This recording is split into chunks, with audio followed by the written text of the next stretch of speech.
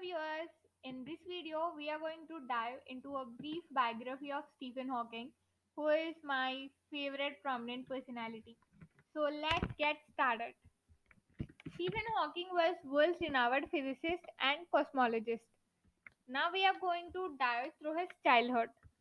He was born on 8th January 1942, which was exactly 300 years after the death anniversary of Galileo. Both his parents were Oxford graduates.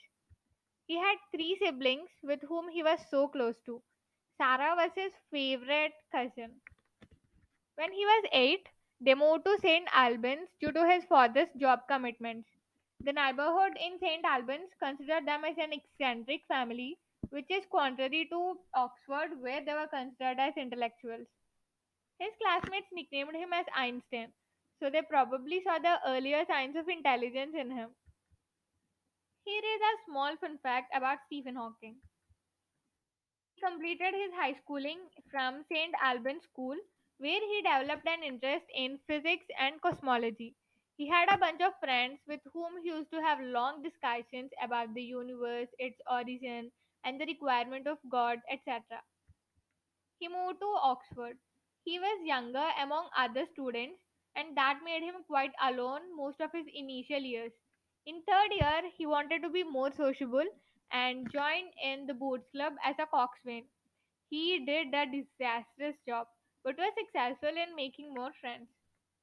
He got a first class degree and then moved to Cambridge to do his PhD. He was assigned to research under Dennis Yama, who introduced to him many concepts. He found cosmology and elementary particle physics more exciting and started researching in those fields. When Stephen was 21 years old, he was diagnosed with a rare motor neuron disease called ALS.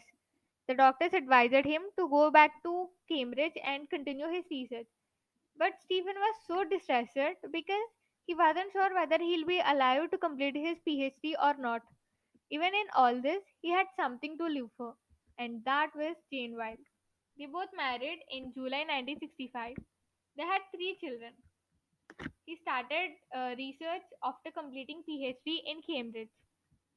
Here is another fun fact. Jane remembers being attracted to his sense of humor when they first met. So yeah, Stephen was so humorous and he was popular for cracking jokes in the middle of serious conferences. He started working in the Department of Applied Mathematics and Theoretical Physics in Cambridge. He collaborated with many other physicists and developed theories in general relativity, quantum mechanics, and gravity. He was elected as a location professor, which was a huge honor for him, as this post was once held by Sir Isaac Newton himself. His condition got worse day by day. In 1985, he had to went under a tracheotomy, after which he lost his speech completely. After that, he started using a computer called equalizer and a speech synthesizer to communicate. That is how he wrote a number of scientific papers, books, and given lectures in the conferences. In 1974, he proposed Hawking radiation, which literally shook the world of physics. He became famous among his peers for this work. A Brief History of Time was his most famous book, and this book got him instant fame nationally and around the world. He was later invited to conferences, chat shows, and he even made a cameo in a sci fi show. He got numerous awards and honors for his exceptional work in the field of cosmology. With great mental stability and the support from family and peers, he fought with ALS for more than 50 years, which was quite surprising to the doctors of even our generation. He died on 14th March, and that was the birth date of Albert Einstein. There is something so specific about Stephen Hawking, and that was his determination to live. He never let it go, even when he was confined to a wheelchair, and even when he lost his speech. That is what made him unique, and that is what made Stephen one of the greatest soul ever breathed on earth.